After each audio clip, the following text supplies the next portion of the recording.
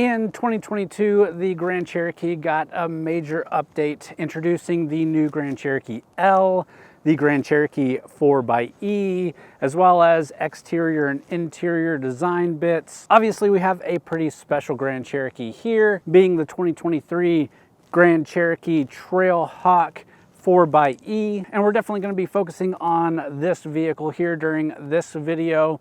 But I have driven several of the new Grand Cherokees, from the L to the regular Grand Cherokee to the Trailhawk non-4xe. So if you want to check out some of those videos, I'll leave links down in the description. But in this video, we're focusing here on this one.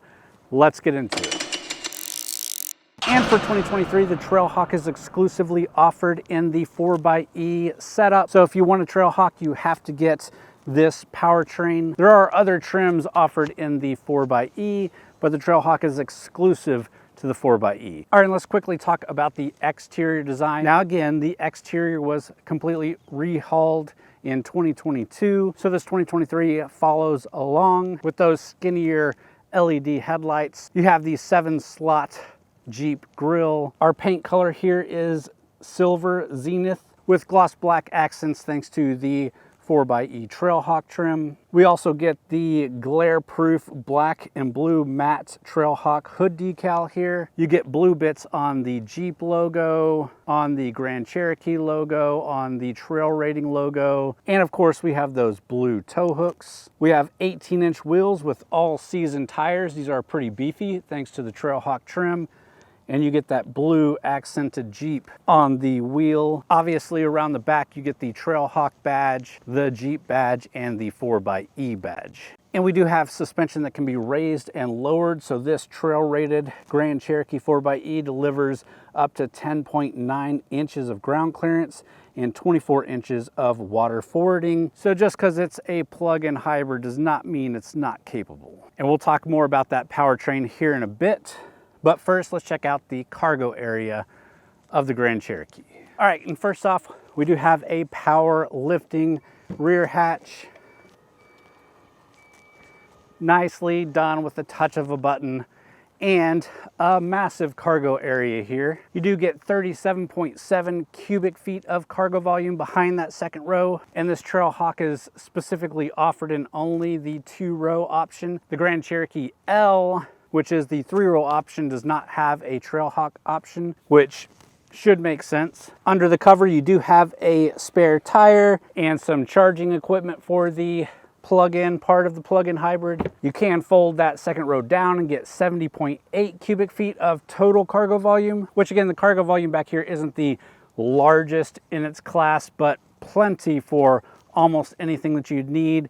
And if it's just you taking it out on a trail or you and one person, you can fold those seats down and have a ton of room for anything that you might need, even sleeping in this thing. And a feature that sometimes bothers me, but the wife definitely likes, is the close button being on the pillar right here instead of on the hatch.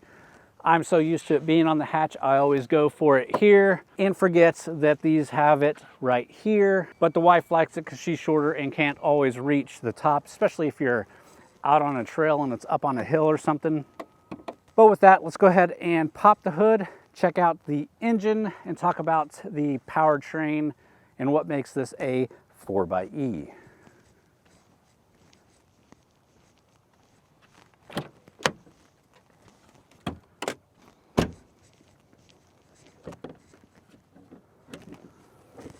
All right, and let's talk about what makes this 4xe even more special than any other Jeep, and that's this 2-liter dual overhead cam inline 4-cylinder turbocharged engine. This pushes 375 horsepower, 470 pound-feet of torque. It's matched up to an 8-speed automatic transmission. The 4xe's propulsion system combines 2 electric motors, a 400-volt battery pack, the 2-liter turbocharged engine, and that Torque Flight 8-speed automatic transmission for maximum efficiency and capability. And obviously, I'll talk about what it's like to drive this big vehicle with this engine. I have driven and reviewed the Wrangler with the same setup and really praised it, but the Grand Cherokee is much bigger and heavier, but this is also the most efficient option that you can get. Plus, It's got another kind of trick up its sleeve.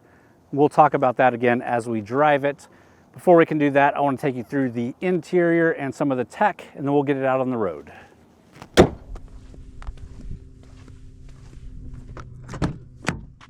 All right, let's take a look at the rear seats real quick. Nice materials, same as the front seats. We'll get into that in just a second. We've got rubber floor mats, plenty of amenities over here. From a cubby, our own AC vents, two USB Type-C and USB Type-A charging ports. We also have a 115 volt house type plug and buttons for our heated seats. And getting in the rear seats, there's plenty of room for large adults. I'm 6'1", a bit of a bigger guy. I fit just fine, plenty of headroom, plenty of knee and foot room. We've got a pull down armrest with cup holders. Materials and comfort on that end are just as good as the front seats, but we'll talk about those as we jump into the driver's seat, which I think it's about time to do. Let's go ahead and jump in the driver's seat. We'll talk about the tech and the rest of the interior. Then we'll take it for a drive. All right, and actually before we jump in the driver's seat, we're here in the passenger seat, a place I don't usually sit during reviews, but in the Jeeps and the Grand Wagoneers, there is something a bit special here in the passenger seat that we can check out. And namely, the passenger seat gets its own screen. It is not visible from the driver position, which means the passenger gets its opportunity to do things that you wouldn't be able to do on your regular infotainment screen, such as play videos via HDMI or USB, or selecting your own audio. You can have notifications coming through here. We've got different controls for the screen itself and the brightness and headphone management. You've got your own navigation controls over here, so you can set a point for navigation. You can watch the map, things like that via the passenger seat. All super cool. You also have access to the cameras, a rear view camera and a forward facing camera. Could be good for off-roading, helping the driver, so the driver can pay attention to what they're doing with the wheel, and the passenger can kind of help watch obstacles. You even have access to the surround view. Really great feature. I really like this. During day-to-day, week-to-week driving, family doesn't really mess with it much because we're just not doing much. When we took the Grand Wagoneer on a road trip, it got used a little bit more. But for the most part, during day-to-day driving, it doesn't seem as useful, but you can just turn it off and you just have a regular gloss black looking dash here. All right, let's jump in the driver's seat. Here we are. All right, and first off, we do have the global black interior, so it is black on black. You do have the Trailhawk badge here, and you have blue stitching all over the place. That helps indicate that this is the 4xe, has that blue theme. These are capri leather seats with suede inserts. Really nice, really comfortable. And you can see along the door and the dash, we have this textured material here.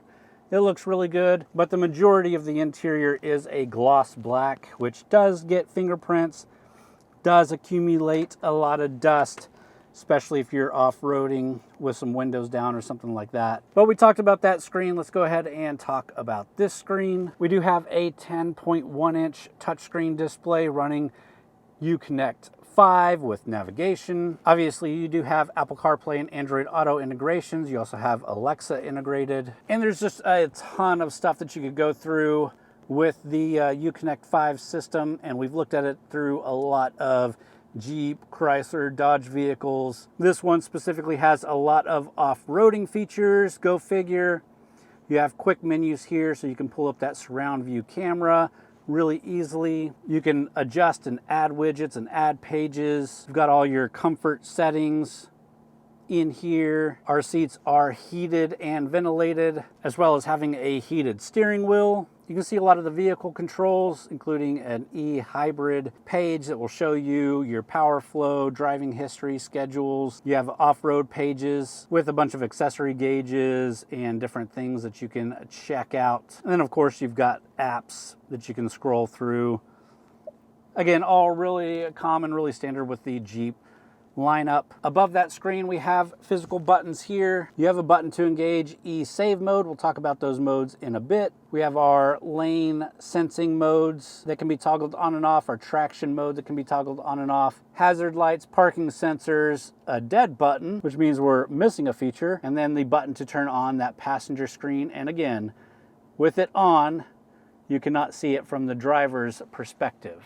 Below the screen, you have some redundant buttons for your AC and heat controls. We have our heated seat button here, cooled seat, heated steering wheel, a quick mute button for the radio. Next, below that, we have our USB Type-C and USB Type-A charging ports, 2 of them, the HDMI ports that hooks up to that passenger screen, and another 12-volt accessory plug. Of course, this is a wireless charger here, so you can throw your phone and wirelessly charge it. And of course, you can have your phone wirelessly hooked up to the infotainment system and play CarPlay wirelessly. Moving back even further, we do have our rotary gear shifter.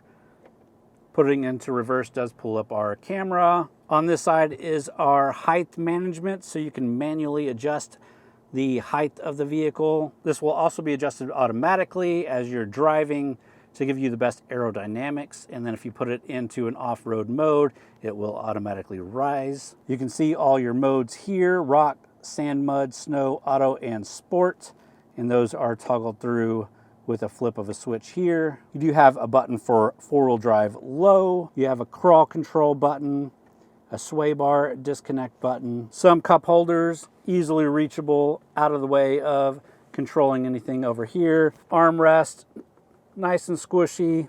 You've got the blue stitching here, and it is dual layer, so you've got a deep and a more shallow cubby. This is obviously push button start. Taking a look at the steering wheel, you've got the same textured material that you get on the dash. It is leather with that blue stitching. We do have paddle shifters back here. We've got buttons for your radar guided cruise control, for interfacing with your driver information display. You also have buttons back here on the back side of the steering wheel. These are your volume control.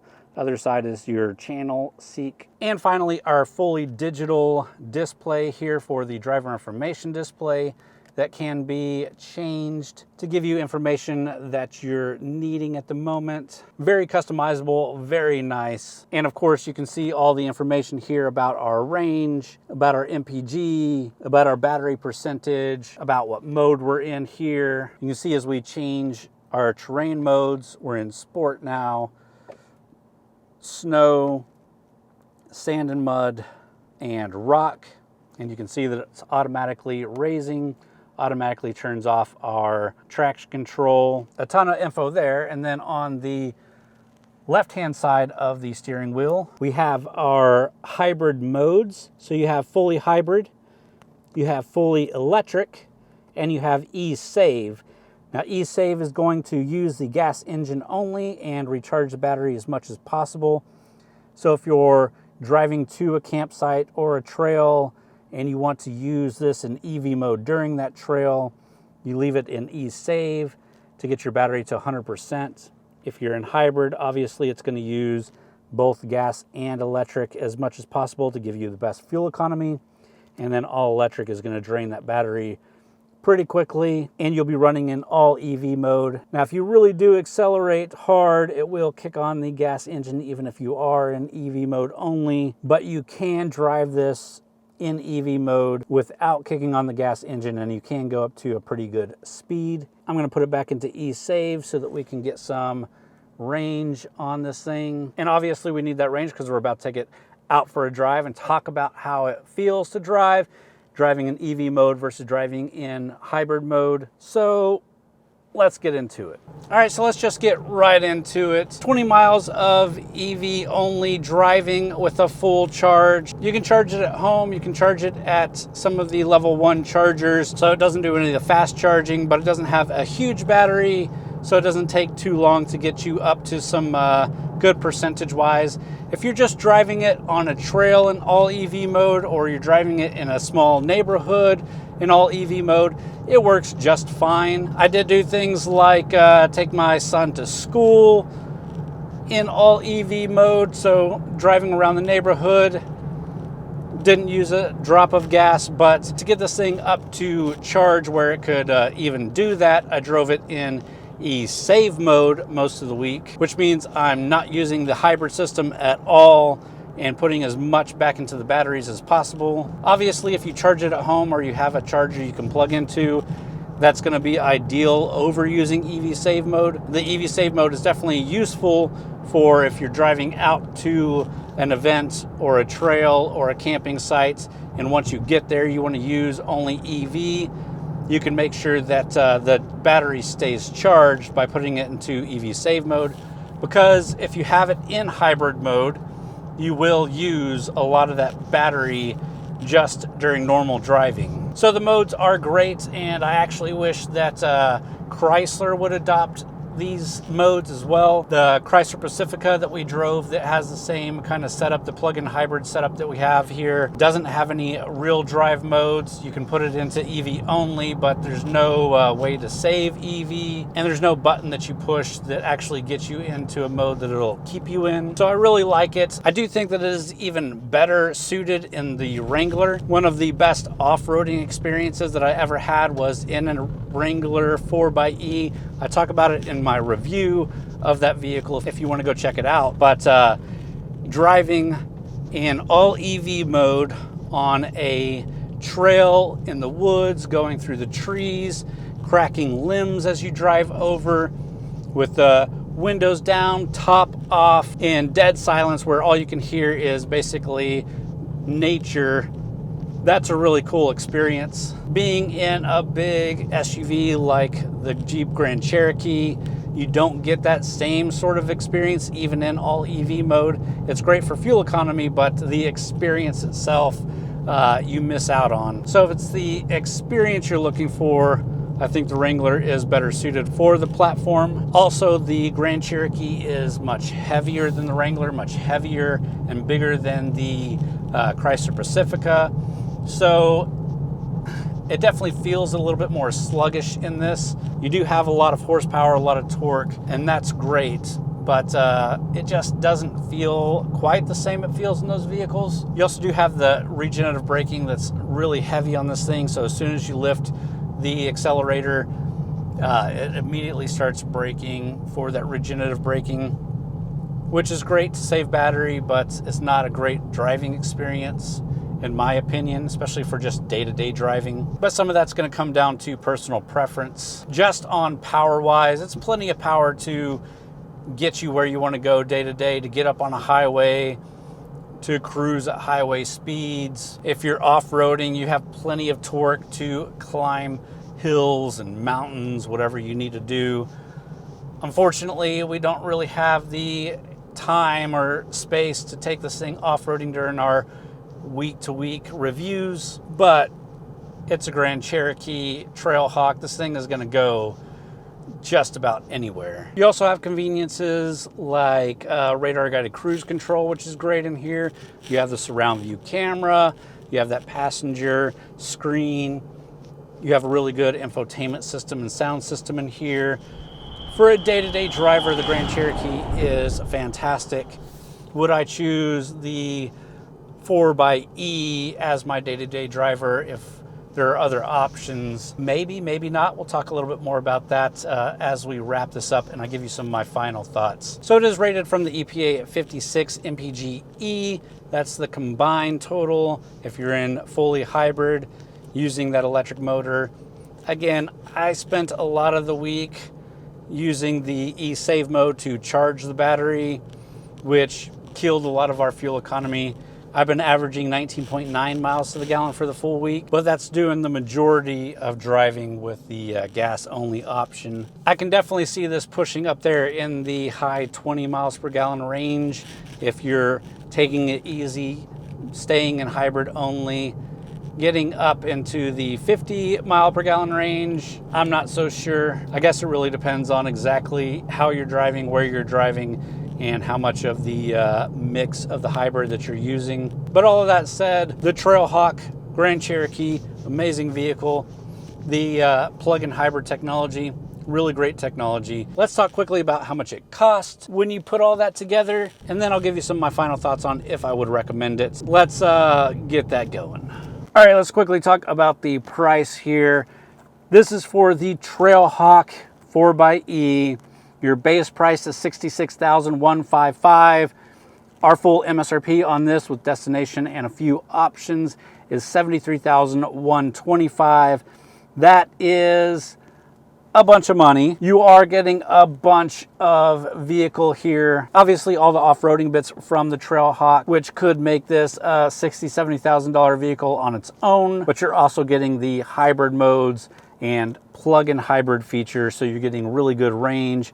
Like I said, it's not my favorite setup for driving day-to-day, but it is a great setup for maximizing economy. But before I give you some of my final thoughts on it, let me go ahead and jump back out and we'll discuss some of my final thoughts and if I would recommend this for you if you're looking for a Grand Cherokee. Let's get into it. All right, so let's talk about it. After a full week of driving the Grand Cherokee 4xe, what do I think? First off, I do really like the Grand Cherokee. That should be known. I've liked it for a long time. Every review that I do of the Grand Cherokee, it really gets better and better. I've always advocated for the Grand Cherokee to go 3 rows, and they finally did that in 2022. And I really like the 3-row Grand Cherokees. I've driven the Trailhawk edition of the Grand Cherokees multiple times throughout the years.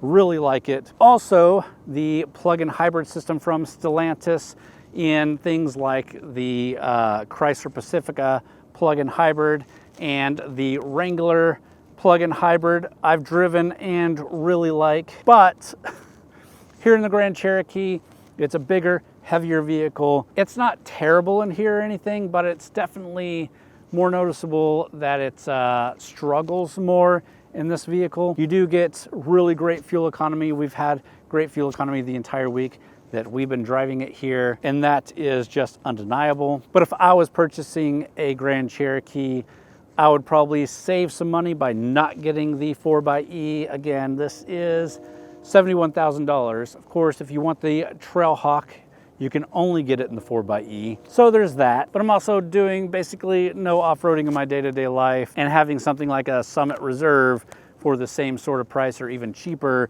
than this, I would take in a heartbeat. You also have to think that you're pushing into the territory of the Grand Wagoneer in price, and that thing is a beast, especially for families.